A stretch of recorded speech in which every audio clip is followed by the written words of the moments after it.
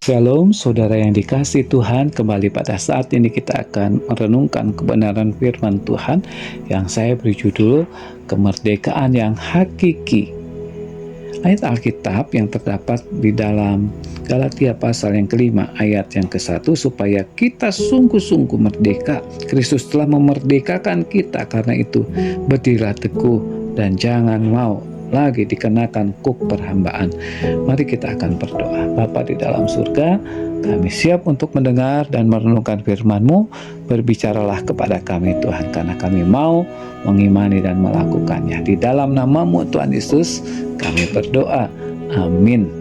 Saudara-saudara yang dikasihi Tuhan, ketika kita berbicara tentang kemerdekaan, pikiran kita sering kali tertuju pada peristiwa sejarah, seperti perjuangan bangsa untuk lepas dari penjajahan. Namun sebagai orang Kristen, kita diajak juga merenungkan makna kemerdekaan yang hakiki bagi orang Kristen. Ternyata lebih dalam. Kemerdekaan hakiki yang kita nikmati adalah anugerah dari Allah yang telah membebaskan kita dari kuasa dosa dan maut melalui kematian dan kebangkitan Yesus. Mari saudara, pada saat ini kita renungkan makna dari kemerdekaan yang hakiki. Yang pertama, membuat kita bebas dari hukum Taurat. Sebelum Yesus datang, umat Israel hidup di bawah hukum Taurat yang tidak mungkin dipenuhi secara sempurna oleh manusia. Melalui iman kepada Yesus, kita dibebaskan dari kutuk hukum Taurat dan memperoleh hidup yang baru di dalam Yesus Kristus. Galatia pasal 5 ayat yang ke-1, supaya kita sungguh-sungguh merdeka. Kristus telah memerdekakan kita, karena itu berdirilah teguh dan jangan mau lagi dikenakan kuk perhambaan. Yang kedua, membuat kita bebas dari dosa karena kasih karunia. Dosa adalah belenggu yang mengikat kita dan memisahkan kita dari Allah. Namun melalui pengorbanan Yesus Kristus di salib, kita telah ditebus, kita telah dibebaskan dari kuasa dosa. Dikatakan di dalam Roma pasal 6 ayat 23, sebab upah dosa ialah maut, tetapi kasih karunia Allah ialah hidup yang kekal dalam Kristus Yesus.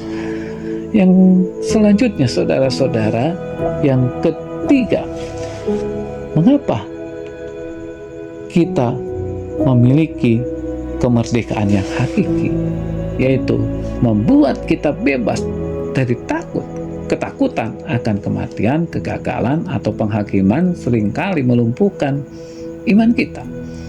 Namun sebagai orang percaya, kita memiliki pengharapan akan hidup yang kekal dan tidak perlu lagi takut akan kematian. Di dalam Mazmur 23 ayat 4, sekalipun aku berjalan dalam lembah kekelaman, aku tidak akan takut bahaya, sebab Engkau besertaku, gadamu dan tongkatmu, itulah yang menghibur aku. Saudara-saudara yang dikasihi oleh Tuhan Yesus Kristus, mari kita bersyukur kepada Tuhan Yesus Kristus. Oleh karena Tuhan Yesus sudah menunjukkan kepada kami kemerdekaan yang hakiki yang sudah Tuhan nyatakan kepada kami. Oleh sebab itu, biarlah kami akan senantiasa ingat bahwa kami tidak akan hidup lagi di bawah hukum Taurat. Oleh karena kami sudah memperoleh hidup yang baru di dalam Tuhan Yesus Kristus, demikian juga kami senantiasa akan bebas dari dosa karena kasih karunia Tuhan yang sudah nyatakan mengampuni kami.